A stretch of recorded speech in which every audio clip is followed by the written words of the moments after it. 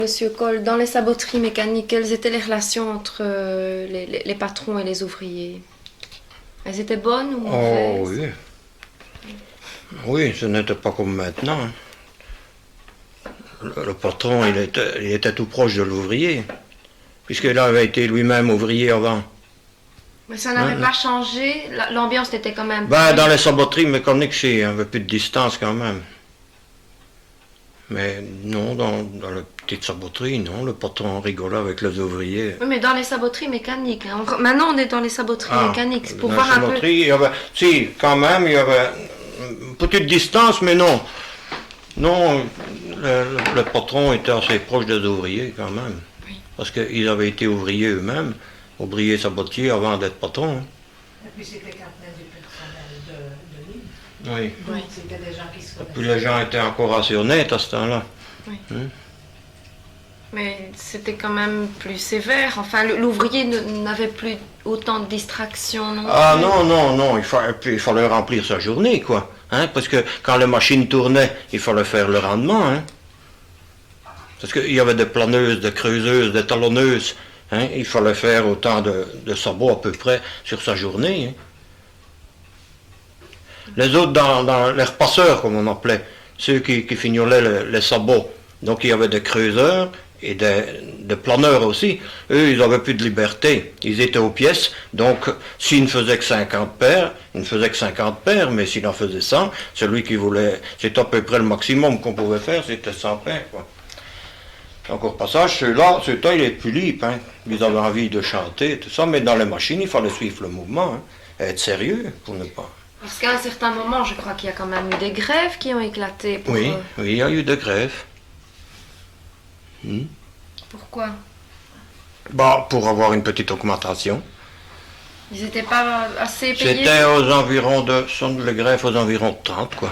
Donc, quand il y a eu des grèves générales en Belgique, hein, ils réclamaient pour avoir quelques centimes en plus, quoi, à la paire, oui. C'est pour ça. Et les patrons ont accordé? Ah, je crois qu'ils l'ont accordé à la fin, oui. Oui. Mais enfin, le régime dans les saboteries était quand même bon, quoi. Oui. Oui, il y a beaucoup d'ambiance, hein. Ils étaient renommés comme... je ne sais pas, moi. Aucune question partie. Ils faisaient des farces, c'était beaucoup de farceurs dans les sabotiers. Des partis parfois.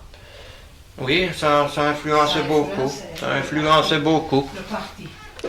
Dans certaines saboteries, si le patron était catholique à ce temps-là, catholique libéral et socialiste au progrès, ben, on prenait Ça influençait ça aussi. On prenait la couleur du patron. oui, il fallait voter pour le patron, souvent qui était, comme vous dites, Mailleur ou Échevin. Ouais, ça, c'est Oui. normal. Si, hein. Oui, et la bouchonnerie ici à Nîmes est en tendance libérale. La tannerie aussi, en tendance libérale. Chez Stavelot, c'était plutôt catholique. Et puis il y avait le progrès. L'oncle Gilin là-bas, c'était libéral. Et on employait plutôt de Grelle, Nicolas, c'était à tendance catholique. On employait plutôt des ouvriers. Mais il y en avait d'autres aussi. Hein. Il y en avait d'autres aussi. Hein. Oui, mais si on faisait une grève, par exemple, celui qui était contraire parti, c'était, si on devait mettre à la porte, c'était celui-là qui partait. Hein. Oui. Vous voyez, il y avait des petites luttes Il y avait une quand même influence quand même. Mais de parti. quand c'était un bon ouvrier, il pouvait se présenter n'importe où. Hein. Mais enfin, c'était pas tout rose quand même. On ne faisait pas la fête tous les jours, on n'était pas Ah habillés tous les jours. non. Il fallait pas que ce soit au moment des élections. Non, ben ça ils l'ont prêché pour être augmenté aussi, hein, ça, c'est normal. Moi, c'était aux environs de 30, les greffes.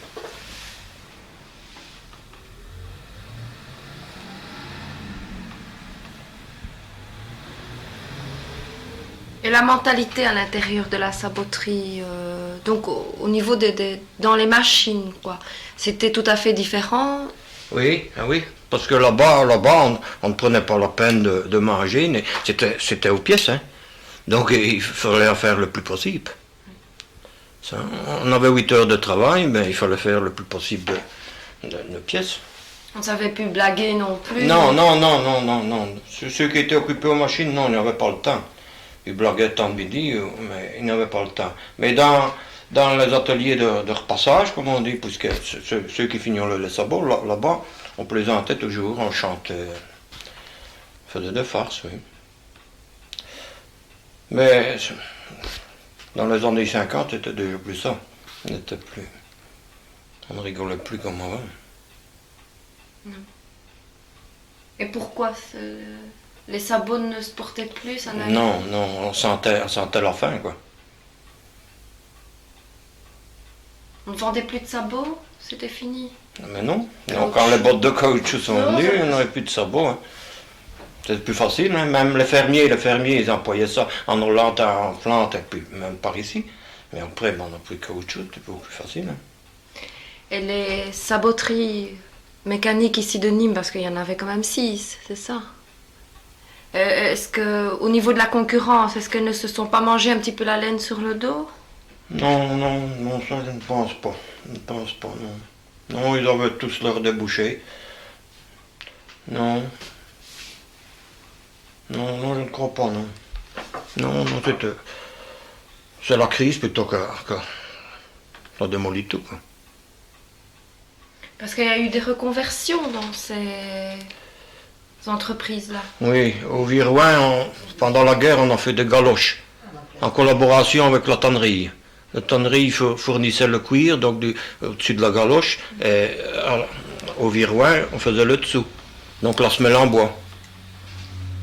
Mais ça n'a pas duré.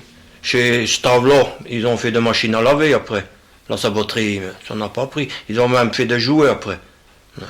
Ils n'auraient pas su concurrencer les fabriques de jouets. Donc c'est parce que le sabot ne marchait déjà plus alors. Oui, ça a arrêté à peu près dans les années 50. Là. Au Viroin, ça a culbuté ainsi, on a abandonné. Ici, ils ont fait le magasin économique, donc épicerie en gros, qui ont remplacé. Dans quelles années ça? À peu près. Avant la guerre ou? Pendant la guerre, ça a commencé pendant la guerre. Et puis ça a continué, ils ont même été en faillite après. Et Stavlo, il s'est reconverti avant la guerre ou à... Ah non, après. Ou pendant la guerre, si. Ils ont commencé pendant la guerre. On a découpé du bois pour les gazobois, là-bas, chez Stavlo, pendant la guerre. Et puis ils ont fait des machines à laver, ça a marché un peu, mais après quand on a eu les nouvelles machines, Mais c'est pareil. c'était le même. Hein. C'était une machine en bois, donc qui marche à l'électricité aussi, mais ça n'a pas duré. Puis ils ont voulu faire des jouets, ça n'a pas marché non plus. Au Viroin, ils ont vendu le bâtiment, on a fait des constructions. Chez Stavlo, c'est toujours à l'abandon, ça appartient à la firme de Gouin maintenant. Enfin, il y a quand même eu des tentatives de reconversion, on a quand même Oui, essayé mais ça n'a pas marché, non. À ce moment-là, les ouvriers ont su se replacer à Couvain, dans les poêleries, puis à l'usine Donné, et puis après, on est entré dans le public, quoi. Oui. Comme facteur, comme douanier, comme au chemin de fer. Après la guerre, on a embauché assez bien de gens au chemin de fer, hein, parce que tout était démoli. Ils sont entrés là-dedans. C'était tout le monde visait l'administration, oui. C'était dans les travaux publics, il y avait quelques firmes de travaux publics aussi. C'était l'avenir. Et puis dans la maçonnerie, ça marchait bien après la guerre, il fallait reconstruire. C'est comme à Wagny, tous les ardoisiers rêvaient de voir leur fils devenir facteur ou gendarme. Oui, mais ça c'était un métier spécial à Wagny. Oui. Parce qu'ils vivaient jusqu'à 40 ans, en général, il y a beaucoup de veufs à Wagny. Oui. Mais par rapport... Il y avait à Silicose, hein. C'était plus dangereux que la mine, hein, l'ardoise. Par rapport d'un village à l'autre, par exemple, Nîmes était beaucoup plus gai que Wagny. Hein. Ah oui, possible. Mais à Traigne, il y avait des saboteries aussi, il y en avait quelques-unes. Une et encore, c'était un sabotier qui faisait ses sabots pour lui ou qui travaillait pour le compte de patron d'ici. Oui, à Vief, il n'y en avait pas. Au Lois, il y avait une chocolaterie qui marchait. Et puis, on a fait des casseroles aussi. clouterie aussi. Oui. Et puis, mais il y avait 2 carrières qui marchaient bien à Aulois. Une carrière en calcaire et puis en grès de l'autre côté, en dessous. Mais Nîmes était sans doute le village le plus gai, peut-être Ah ben oui, le plus important. Et le plus gai en mentalité. En aussi. mentalité, oui. Ben, Aulois était gai aussi. C'était un village farceur aussi. Aulois, ils étaient... Mais les saboteries, il y avait une bonne ambiance dans les saboteries.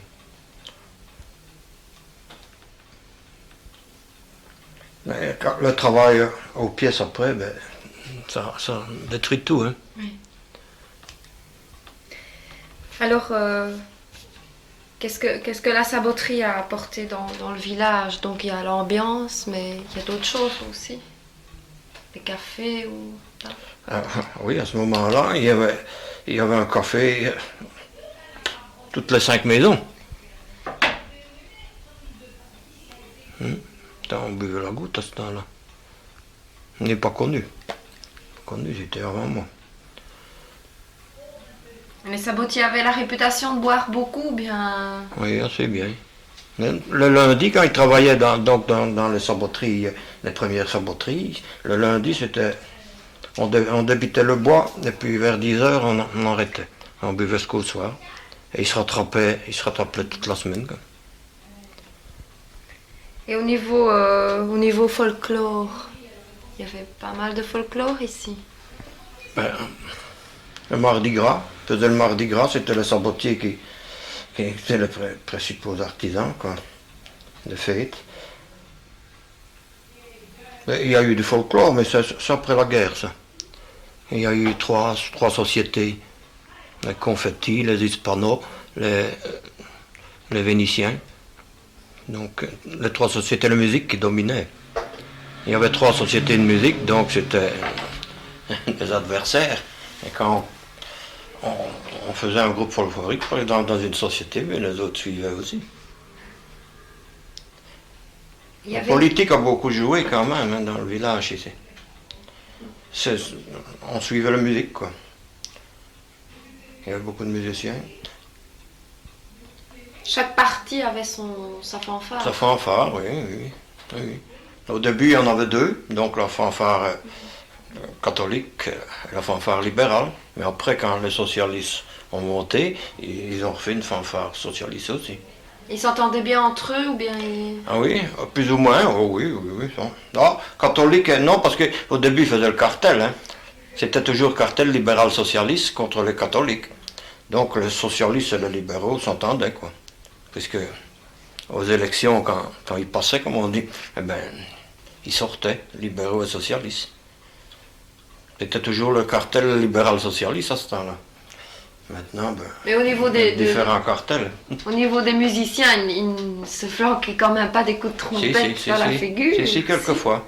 Si, quand ils avaient bu à la Sainte-Cécile ou quand ils faisaient des sorties de musique là, dans le village, quand ils se rencontraient, si, ça arrivait. Ça arrivait. Oui. Ils se flanquaient des coups d'instrument. Oui, ça arrivait ça. Mais c'est avant moi. Moi, je suis dans la musique aussi, mais je n'ai pas connu tout ça. Non, c'était dans les années 1900 ou 1920, peut-être avant la guerre, quoi, de 14. Mais ça prenait des proportions graves ou bien ça restait quand même plus ou moins... Oh, en période d'élection, c'était assez... Si. Il y avait des clans, des familles. Et ils se battaient souvent.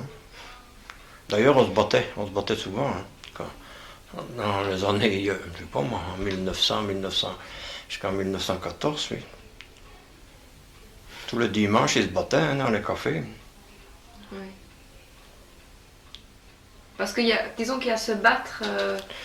Il y a des vieux qui racontaient, oui. T'as passé un bon dimanche qu'on lui demandait. Oh non, même si on est battu, il n'était pas content quand il ne s'était pas battu le dimanche. Est-ce que ça ne veut pas dire qu'il se tenait de la rancœur ou bien... Non, pas tellement, non. Non, mais c'est quand ils avaient bu surtout, hein. Mais au début, le mariage, par exemple, se faisait du même côté quand même. Hein. Après, a changé mais au début. Est-ce qu'il y avait une fête bien spécifique des sabotiers? Saint-Joseph. C'est le patron du bois. Oui, le 19 mars. Ah oui, c'était une grande fête, ça. Ils fêtaient la veille, hein, et puis le jour, quoi. Il y avait toujours une messe Saint-Joseph, à ce temps-là. Mais c'était tous les ouvriers du bois, ça, Saint-Joseph? Les ouvriers du bois, mais spécialement les sabotiers ici en Nîmes. Hein. Et le bûcheron aussi. Et ils se mettaient ensemble, sabotiers et bûcherons? Oui.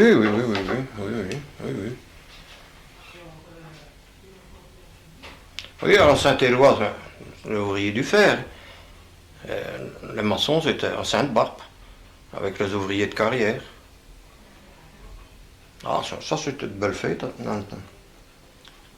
Et il y a eu un folklore bien spécifique aux sabotiers, des danses à inventer pour les sabotiers, des chansons. Vous n'en connaissez pas? Non, il n'y a pas de danse de sabotier. Non.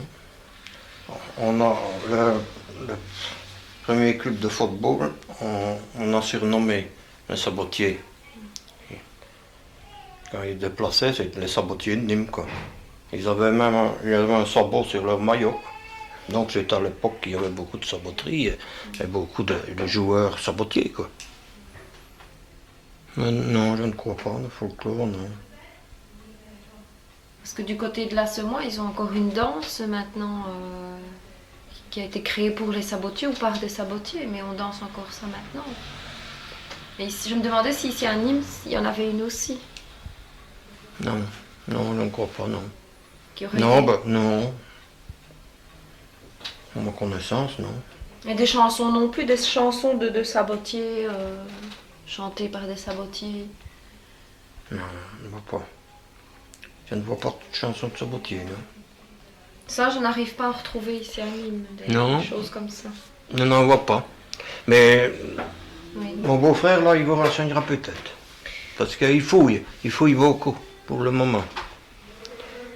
Et vous pouvez nous parler de blagues de sabotiers, vous n'en connaissez pas? Votre père vous en a pas raconté, ou bien les autres sabotiers, ce qu'ils faisaient? Non, le blague qu'il faisait, c'était pas propre. C'était pas propre. Bon, ils en faisaient quand même des gentils, enfin des patrons. Ben, oui, ben, il mettait des casseroles au queue de chien, par exemple. Ça, il le faisait.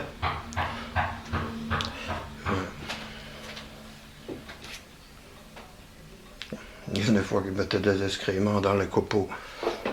La chose, c'est toujours de trucs ainsi, mais... Et comment étaient-ils considérés dans le village des sabotiers?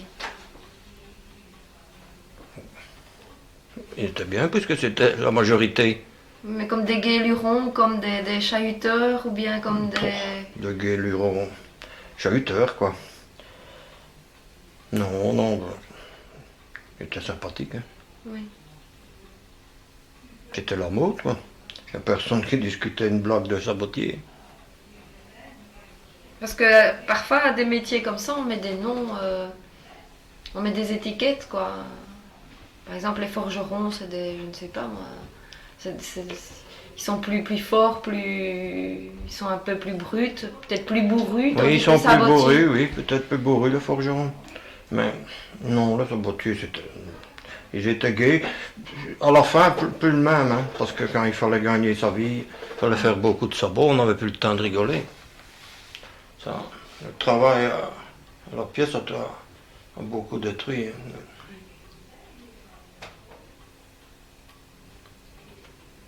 Il y avait beaucoup plus de contacts, certainement, en saboterie artisanale. Tout le monde se connaissait, je suppose. Ah oui, mais dans le village, on se connaissait. Même les Petigny, ils venaient travailler à Nîmes, Fran, Mariembourg, tout le monde se connaissait. Hein. Au Loir aussi. Au Loir, oui, il y a quelques ouvriers d'Aulois. On se connaissait tous, hein. On se connaissait dans tout le village. Alors j'ai entendu dire que beaucoup de patrons ouvraient des cafés ou des épiceries en même temps que leurs ateliers. Un café, peut-être.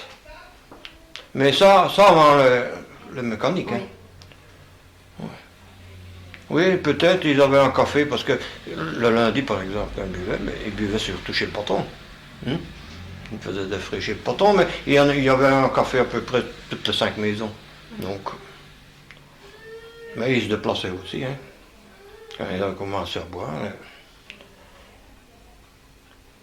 Est-ce que ça aurait été peut-être un moyen pour le patron étant donné que l'ouvrier était libre de faire ce qu'il voulait, de partir quand il voulait, ou de changer de saboterie, c'était peut-être là un moyen pour le patron, en ouvrant un café, de faire dépenser l'argent à l'ouvrier qui Non, aurait... non, je ne crois pas que c'était... Non, non, c'était pas par profit, non. Non, non, non, non. Non, je ne crois pas. Non. Il ne faisait pas pression sur l'ouvrier, non, non, non. Mais je crois que il y avait de petits contrats verbaux, hein, qu'on respectait. On avait le sens de l'honnêteté à ce temps-là. Il y en a qui changeaient parce que pour gagner plus peut-être. Ou ils avaient des différends, hein. Ça ne marchait pas tous les jours avec le patron, hein. Donc, quand ils avaient une altercation, et bien à ce moment-là, ils disaient, ben, puisque c'est ça, je vais. Hein? Ouais. C'est ça. Alors, est-ce qu'on vendait des sabots à l'intérieur du village? Il y avait des boutiques exprès? Oui, oui, oui. Oui, on en vendait. Dans les épiceries, quoi. Parce qu'à ce moment-là, on vendait tout dans les épiceries. Même du pétrole. On n'avait pas connu ça. Il y a des cuves à pétrole. On pompait le pétrole dans l'épicerie. Et on Et vendait il y avait toujours des chapelets de sabots, oui. uniquement dans les épiceries? Oui, oui, oui, oui. Et puis si, on vendait de tout, hein. Oui, oui, il y avait des chapelets de sabots. C'était les saboteries qui mettaient les sabots en dépôt. Oui, oui, plus ou moins, oui.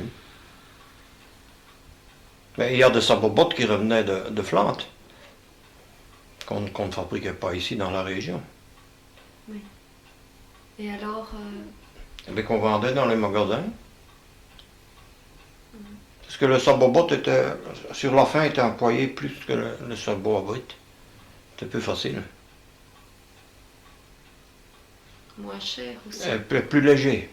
Je crois que c'était fait en peu plié. C'était plus léger que le boulot.